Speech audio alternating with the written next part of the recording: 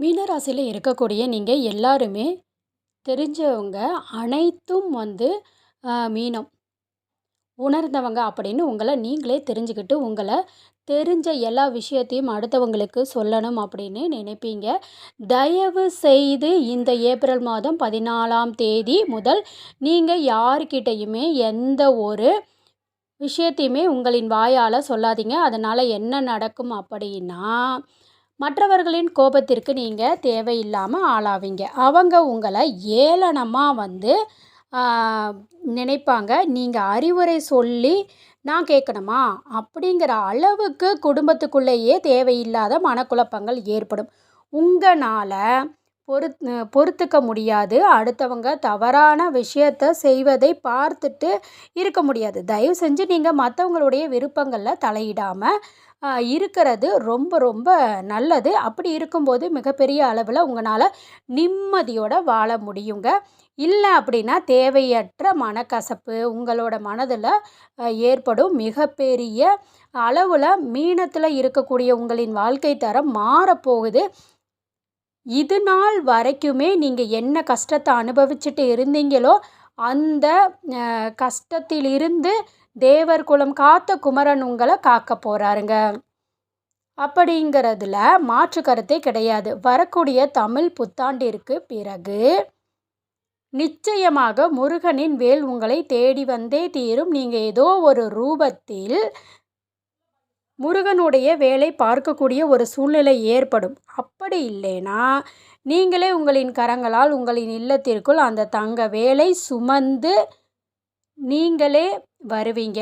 எல்லாமே விதியின் கோட்பாடுகள் படிதான் நடக்கும். மீனம் இதற்கு மேலும் பார்த்தீங்க அப்படின்னா எந்தவித கஷ்டங்களையும் அனுபவிக்காது. நீங்கள் நினைத்தவாறு உங்களின் வாழ்க்கை மாறப்போகுது.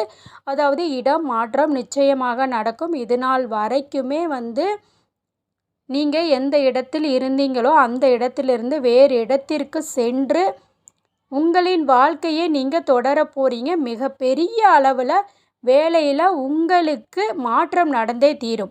மீனத்தில் இருக்கக்கூடியவங்க 30% அன்பர்கள் வேலை இல்லாமல் தவிச்சிட்டு இருக்கிறீங்க இல்லைங்களா? அந்த நிலை முருகனின் வேலால் மாறப்போகுது. மிகப்பெரிய வேலை உங்களுக்கு கிடைக்க போகுது. அந்த வேலையினால் உங்களின் குடும்பம் சந்தோஷமாக இருக்க போகுது. மற்றவங்களை விட அதிகமாக நியாயத்தையும் தர்மத்தையும் நீங்கள் உங்களின் நெஞ்சில் சுமந்தாலும் அடுத்தவங்க உங்களை தூற்றிக்கொண்டே தான் இருப்பாங்க. இந்த உலகம் உங்களை புறக்கணிச்சுக்கிட்டே தான் இருக்கும்.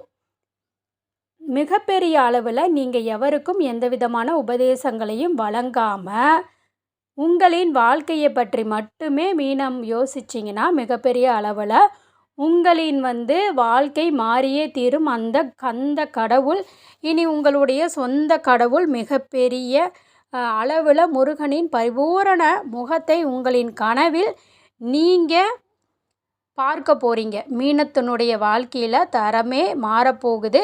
கனவில் காட்சி கொடுக்கக்கூடிய அந்த குமரனின் அருளை நீங்கள் பெற போகிறீங்க. மிகப்பெரிய அளவில் மாற்றம் அப்படிங்கிறது ஒன்று நடக்க போகுது. எல்லாமே உங்களுக்கு இனி வரைக்குமே எதிர்மறையாகத்தான் நடந்திருக்கும். உங்களை யாருமே அனுசரித்து கூட போக மாட்டாங்க. நீங்கள் என்ன சொன்னாலுமே அதில் ஏதாவது ஒரு பிழை கண்டுபிடிச்சு உங்களோட மனதை புண்படுத்தி குத்தி காமிச்சிக்கிட்டே இருப்பாங்க.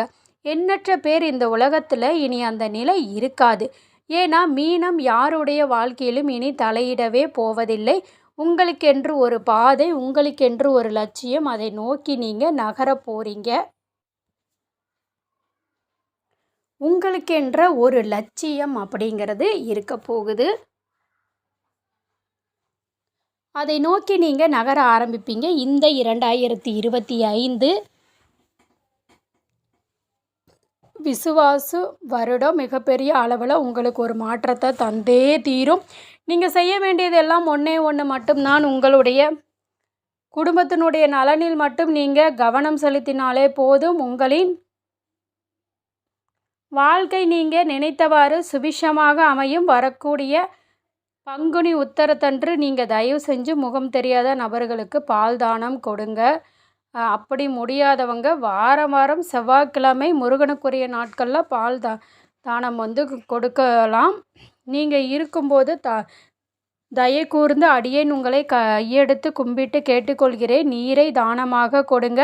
நீங்கள் அந்த தினத்தில் தானத்தால் உங்களின் வாழ்க்கை நிச்சயமாக நீங்கள் நினைக்கும் பட்சத்தில் மாறியே தீரும். அந்த தினத்தில் நீங்கள் தானத்தை செய்ய தவற விட்டுட்டிங்கன்னா, நான் சொன்ன மாதிரி செவ்வாய்க்கிழமை தோறும் யாரோ ஒருவருக்கு உணவை தானமாக கொடுங்க.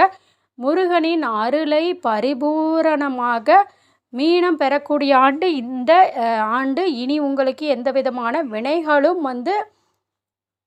சூழவே சூழாது. வந்த வினையும் வருகின்ற வல்வினையும் கந்தன் என்று சொல்லிட கலங்குமே செந்தில் நகர் சேவகா என்று திருநீர் அணிவோர்க்கு மேவ வாராதே வினை. கடந்த காலத்தை பற்றி தயவு செய்து இனியும் நீங்கள் யோசிக்காதீங்க. கடந்த காலத்தை உங்கள் கூட இருப்பவர்களே உங்களுக்கு ஞாபகப்படுத்தினாலும் தயவு செய்து அப்பேற்பட்ட உறவிடமிருந்து தள்ளி வர நீங்கள் பாருங்கள். ஏன்னா கடந்த காலத்தை நினைக்கும் பட்சத்தில் மிகப்பெரிய ஒரு மன உளைச்சலுக்கு நீங்கள் ஆளாயிடுவீங்க. அதிலிருந்து உங்களை மீட்டு வெளியே இழுத்துக்கிட்டு வர்றதுக்கே 2-3 நாட்கள் ஆகிடுது. அந்த 2-3 நாட்கள் நீங்கள் வேலைக்கு போகாமல் உங்களை நீங்களே தாழ்த்தி நினச்சிக்கிட்டு மேற்கொண்டு நீங்கள் செய்யக்கூடிய எல்லா விஷயங்கள்லையும் தடைகள் ஏற்படுது. இனி மீனத்திற்கு எந்த விதமான தடைகளுமே கிடையாது. பழைய ஞாபகங்கள் இனி மீனத்திற்கு இருக்கவே கூடாது. உங்களின் வாழ்க்கை முன்னோக்கி மட்டுமே தான் செல்லணும். இனி சரிஞ்சு எந்த இடத்திலும் நீங்கள் விழக்கூடாது. முன்னேறி செல்லுங்க. உங்களுடன் துணைக்கு துணையாய் இருப்பது அந்த முருகனின் வேல். முருகனை நம்பி நீங்கள் எந்த ஒரு காரியத்தில் வேண்டுமானாலும் இறங்கலாம். நிச்சயமாக அதில் உங்களுக்கு வெற்றி மட்டுமே. நம்பிக்கையோடு இருங்க. நல்லது மட்டுமே தான் நடக்கும். அந்த 6 முகத்தை கொண்ட சரவணபவன் 12 தோள்களோடு உங்களின் கனவில் நிச்சயமாக தோன்றப் போகிறான். மிகப்பெரிய அளவில் நீங்கள் எடுக்கக்கூடிய முடிவுகளில் இந்த ஏப்ரல் மாதத்துக்கு மேலே ஜெயிக்க போகிறீங்க. சனிப்பெயர்ச்சி நடந்துக்கிட்டு போகுது. சனி பகவானால் உங்களுக்கு எந்தவித தீங்கும் நடக்காது. அதாவது நாள் என் செய்யும் வினைதான் என் செய்யும். என்னை நாடி வந்த கோள் என்ன செய்யும், கொடுங்கூற்று என்னதான் செய்யும். முருகனை நாடி நீங்கள் செல்லும்போது எப்பேற்பட்ட கிரக பலன்களும் உங்களை எதுவுமே செய்யாது அப்படின்னு நீங்கள் நம்பினாலே போதும். அனைத்து விதமான விஷயங்களும் உங்களுக்கு சாதகமாக அமையும். ஏன் மீனத்துக்கு இவ்வளவு சொல்கிறேன் அப்படின்னா, ரொம்ப மன உளைச்சலில் நீங்கள் மூழ்கி மண்ணோடு மண்ணாக புதைந்து விட்டீர்கள். மண்ணில் புதைந்த எனது அன்பான மீனராசி அன்பர்கள் நிச்சயமாக விருட்சமாக முளைத்தே தீருவார்கள். ஏளனமாக பேசியவர்கள் முன்னாடி நீங்கள் ஜெயித்தே தீருவீர்கள். இதில் எந்த விதமான மாற்று கருத்துமே கிடையாது. கொஞ்சம் காலதாமதம் எடுக்குமே தவிர வெற்றி உங்களை அடைவதை இனி எவராலும் தடுக்க முடியாது. நம்பிக்கையோடு நீங்கள் முன்னேறி செல்லலாம். எல்லாமே காலத்தின் கோட்பாடுகள் படிதான் நடக்குது. இது நாள் வரைக்குமே நீங்கள் சந்தித்த தோல்விகளும் விதிபலன்களே. இனி நீங்கள் சந்திக்க போகும் வெற்றிகளும் விதிபலன்களே. காரணமே இல்லாமல் இந்த காணொளியை நீங்கள் பார்க்கணும்னு என்ன அவசியமும் கிடையாது. பிரபஞ்சம் முடிவு எடுத்துருச்சு. அப்படின்னா இந்த உலகமே உங்களை எதிர்த்தாலும் பஞ்சபூதங்கள் சேர்ந்து உங்களை மேலே தூக்கிவிடும். முருகனின் அருளால் நீங்கள் வாழ்க்கையில் உயரப்போவதை இனி எவராலும் தடுக்கவே முடியாது.